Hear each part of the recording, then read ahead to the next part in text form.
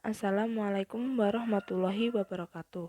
Perkenalkan anggota kelompok kami. Yang pertama, Lutfiana dengan NIM 203111224. Yang kedua, Fitri Munfasiroh dengan NIM 203111239.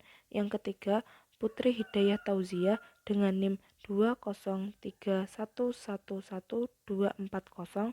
Dan yang keempat, Enggar Zdening Tias dengan NIM 203111243. Dalam video ini, kami akan menjelaskan materi tentang pandangan Al-Quran tentang ilmu dan berilmu yang berkaitan dengan Quran Surat Al-Mujadalah ayat 11, Quran Surat Az-Zumar ayat 9, dan Quran Surat Al-Baqarah ayat 247 sampai dengan 249. Quran Surat Al-Mujadalah ayat 11, yang artinya, hai orang-orang yang beriman, apabila kamu dikatakan kepadamu, berlapang-lapanglah dalam majelis, maka lapangkanlah, niscaya Allah akan memberi kelapangan untukmu. Dan apabila dikatakan berdirilah kamu, maka berdirilah, niscaya Allah akan meninggikan orang-orang yang diberi ilmu pengetahuan beberapa derajat. Dan Allah Maha mengetahui apa yang kamu kerjakan. Surat Al-Mujadalah ayat 11 ini memberikan gambaran tentang perintah bagi setiap manusia untuk menjaga adab sopan santun dalam suatu majelis pertemuan dan adab sopan santun yang diajarkan oleh Rasulullah. Pada ayat ini juga menerangkan bahwa Allah akan meninggikan derajat orang-orang yang beriman dan orang-orang yang berilmu beberapa derajat. Selanjutnya, penafsiran dari surat Al-Mujadalah ayat 11. Ayat ini menjelaskan untuk saling memberi kelapangan, yaitu pada apa-apa yang dibutuhkan manusia, baik tempat, rizki maupun hati, dan juga menunjukkan bahwa setiap orang yang meluaskan majelis untuk beribadah kepada Allah, maka Allah akan membuka pintu-pintu kebaikan dan kebahagiaan. Dan Allah akan meluaskan baginya di dunia dan di akhirat. Ayat ini juga sebagai pujian kepada para ulama yang mempunyai kelebihan dengan ilmunya. Dalam artian, Allah mengangkat orang yang beriman dan berilmu di antara orang mukmin. Berikutnya, nilai-nilai pendidikan yang terdapat dalam surat Al-Mujadalah ayat 11. Nilai yang pertama, adab menghadiri majelis. Adab menghadiri majelis yaitu hendaklah setiap orang berlapang-lapang dalam majelis. Jangan sampai seorang muslim mengambil tempat duduk yang tidak perlu, dan hendaklah mempersilahkan orang lain agar bisa turut duduk di majelis. Nilai yang kedua, menyebutkan pentingnya menuntut ilmu. Yang dimaksud pentingnya menuntut ilmu di sini yaitu Allah akan mengangkat derajat orang-orang yang berilmu. Penjelasan selanjutnya mengenai Quran Surat Az-Zumar ayat 9. Ayat ini menjelaskan tentang perbedaan-perbedaan antara orang-orang kafir dengan orang yang bertakwa yang selalu menjalankan ibadah kepada Allah Subhanahu wa taala serta takut akan azab Allah di akhirat.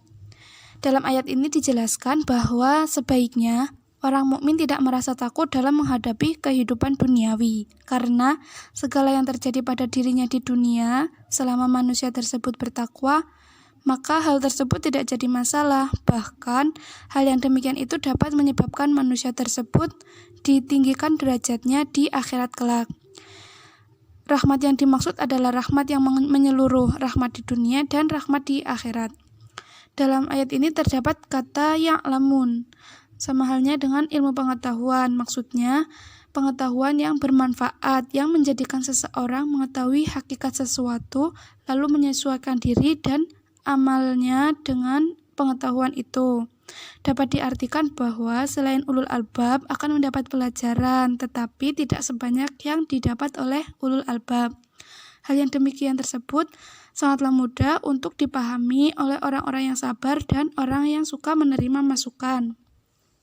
Kemudian, penutup ayat ini adalah orang yang memiliki akal pikiran yang sehat dan dipergunakannya untuk berpikir akan mengetahui perbedaan antara orang-orang yang tahu dan orang yang tidak tahu. Dalam ayat ini terdapat nilai pendidikan, yaitu manusia harus menyadari bahwa keberuntungan sebenarnya adalah balasan kebaikan di akhirat kelak, di mana amal baik akan mengantarkan kepada kebahagiaan selama-lamanya dan amal buruk mengantarkan pada kesusahan selama-lamanya. Penjelasan tafsir Quran Surat Al-Baqarah ayat 247 sampai dengan 249 yang memuat tentang kisah Talut yang terjadi pada zaman Nabi Musa. Quran Surat Al-Baqarah ayat 247.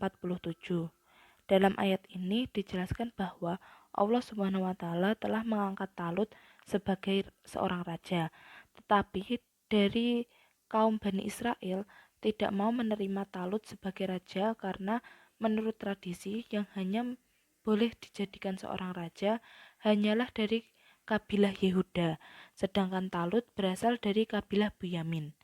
Dan juga untuk menjadi seorang raja harus seorang hartawan, sedangkan Talut hanyalah orang biasa-biasa saja. Lalu Talut ini diangkat menjadi raja atas pilihan Allah Subhanahu wa Ta'ala karena Allah menganugerahkan kepada Talut ilmu yang luas dan tubuh yang perkasa sehingga ia mampu memimpin Bani Israel. Dan dari ayat ini dapat diambil pengertian bahwa orang yang akan dijadikan seorang raja itu hendaklah satu, mempunyai kekuatan fisik, yang kedua, mempunyai ilmu pengetahuan yang luas, yang ketiga, memiliki kesehatan jasmani dan kecerdasan pikiran, dan yang keempat, selalu bertakwa kepada Allah agar selalu mendapat taufik dan hidayahnya. Yang selanjutnya penafsiran Quran Surat Al-Baqarah ayat 248. Dalam ayat ini menjelaskan bahwa Allah telah memilih Talut sebagai raja untuk memimpin Bani Israel dalam perang melawan orang Amalik atau Amalikoh. Sebagai tanda bahwa Talut itu benar-benar dipilih oleh Allah adalah kembalinya tabut atau peti pusaka kepada Bani Israel setelah beberapa tahun hilang karena dirampas oleh orang Amalik. Di dalam tabut tersebut berisi benda-benda sisa peninggalan keluarga Nabi Musa dan Nabi Harun, seperti tongkat Nabi Musa, sandal, serban Nabi Harun, dan beberapa potong pecahan dari piring batu yang dibawa Nabi Musa dari Gunung Sinai. Cerita dari tabut yang bisa dirampas oleh orang Amalik adalah pada suatu ketika peperangan antara Bani Israel dan orang-orang Amalik. Bani Israel mengalami kekalahan yang mengakibatkan tabut tersebut dirampas dan dibawa lari oleh musuh. Namun setelah tabut itu berada di tangan orang-orang Amalik, jadi pada suatu ketika orang Amalik itu mendapatkan malapetaka dan bencana seperti wabah tikus yang merusak tanaman dan terjangkitnya penyakit, sehingga mereka itu merasa sial dengan adanya tabut tersebut. Lalu mereka beranggapan bahwa malapetaka itu datang dari Tuhan Bani Israel yang membalas dendam kepada mereka. Kemudian mereka mengembalikan tabut tersebut kepada Bani Israel dengan jalan menempatkannya dalam sebuah pedati yang ditarik oleh 2 ekor sapi.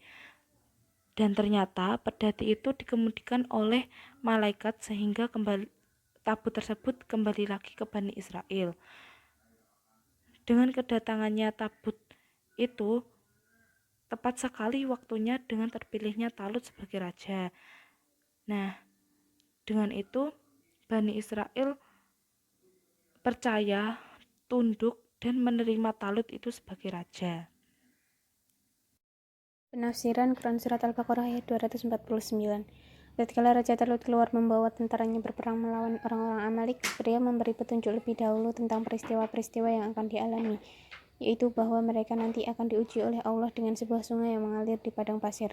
Beliau memperingatkan bahwa sungai itu bukan sungai biasa, tetapi sungai untuk menguji mereka siapa yang teguh imannya dan siapa yang akan tergoda. Beliau berkata, siapa minum dari air sungai itu, maka bukanlah ia termasuk pengikutku, dan siapa yang tidak minum, maka ia adalah pengikutku, kecuali jika minum sekedar secedek tangan saja. Diriwayatkan bahwa ketika Bani Israel melihat tabut telah kembali, mereka tidak ragu-ragu lagi bahwa mereka akan mendapat kemenangan. Karena itu mereka segera mempersiapkan tentara untuk berperang. Atas petunjuk dari Raja Talut, mereka yang boleh ikut perang itu hanyalah laki-laki yang masih muda dan sehat badannya. Tidak diperkenankan seorang yang sedang membangun rumah tetapi belum selesai, atau seorang pedagang yang sedang sibuk mengurus perniagaannya, dan tidak pula laki-laki yang mempunyai utang, dan tidak pula pengantin yang belum berkumpul dengan istrinya. Dengan seleksi demikian, maka Raja Talut dapat menghimpun 80.000 tentara yang dapat diandalkan untuk berperang. Oleh karena itu, pada waktu mereka berangkat itu adalah musim panas dan perjalanan amat jauh melalui padang pasir. Maka mereka mohon agar di tengah perjalanan diberi kesempatan minum dari sungai. Sebagian besar tentara itu tidak menghiraukan peringatan Raja Talut. Mereka minum sepuas hati dari air sungai itu, dan ada pula yang minum hanya seceduk tangan, dan sedikit sekali yang tidak minum sama sekali. Ketika Raja Talut dan orang-orang yang beriman telah menyeberangi sungai itu untuk melangsungkan jihad fisabilillah, maka berkatalah orang-orang yang telah minum itu, kami tidak sanggup pada hari ini untuk melawan Jalut dan tentaranya. Jalut itu adalah seorang yang besar tubuhnya dan menjadi raja bagi orang-orang Amalek. Ucapan demikian itu tidak menakutkan tentara Talut yang beriman dan berkeyakinan akan menemui Allah pada hari kiamat dengan penuh keteguhan hati. Mereka berkata, betapa banyak terjadi golongan yang sedikit dapat mengalahkan golongan yang banyak dengan izin Allah, sebab Allah menyertai orang-orang yang sabar dengan pertolongannya. Nilai-nilai pendidikan dalam Quran Surat Al-Baqarah ayat 247-249. Yang pertama, ayat 247. A. Nilai akhlak. Akhlak adalah bentuk plural dari holok yang artinya tabiat, budi pekerti, kebiasaan.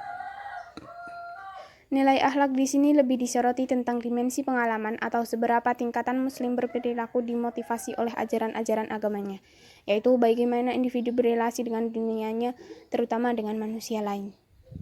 B. Nilai intelektual.